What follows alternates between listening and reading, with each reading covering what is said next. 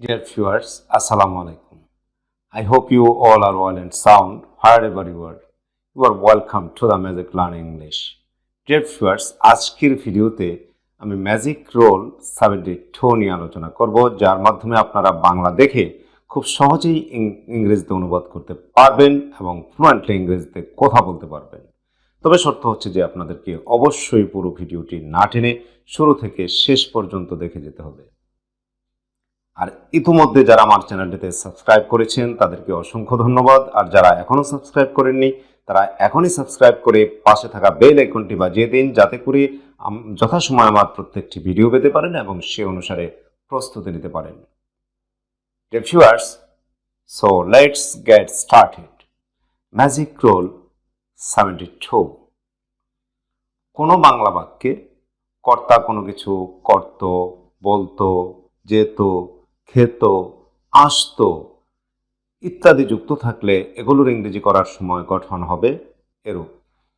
গঠন subject plus would plus মূল ভার্বের present form plus extension, or subject plus use to plus মূল ভার্বের প্রেজেন্ট ফর্ম প্লাস এক্সটেনশন বা বাক্যাংশ।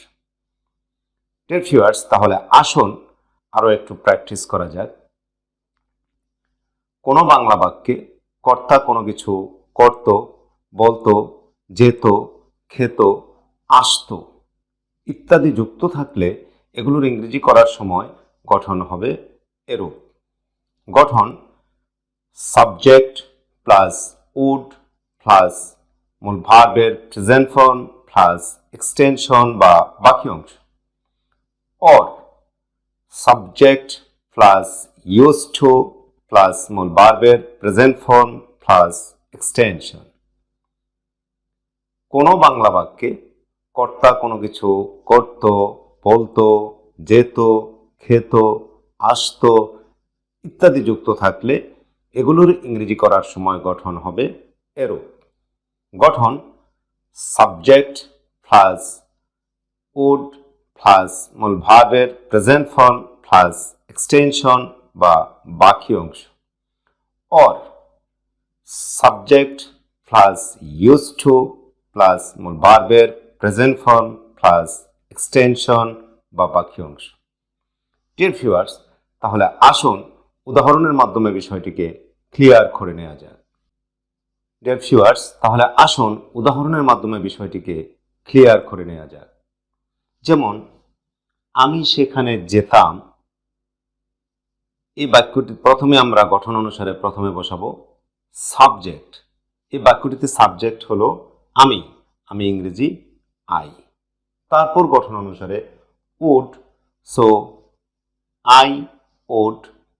তারপর মূল ভার্বের প্রেজেন্ট ফর্ম, বাংলা বাক্যটিতে মূল ভার্ব হলো যাওয়া, যাওয়া ইংরেজি go, so I would go.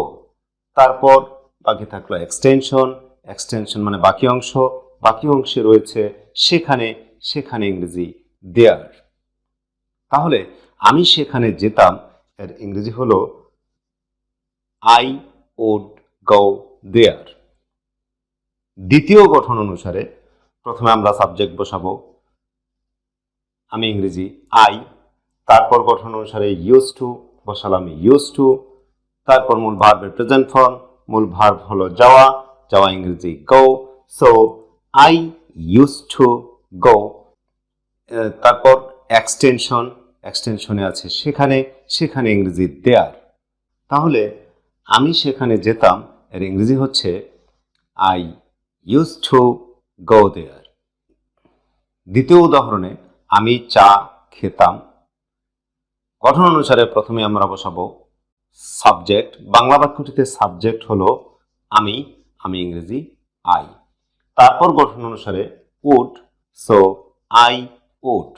তারপর মূল ভার্বের প্রেজেন্ট ফর্ম, বাংলা বাক্যটিতে মূল ভার্ব হলো চা খাওয়া, চা খাওয়া ইংরেজি টেক, সো বসালাম টেক, আই উড টেক।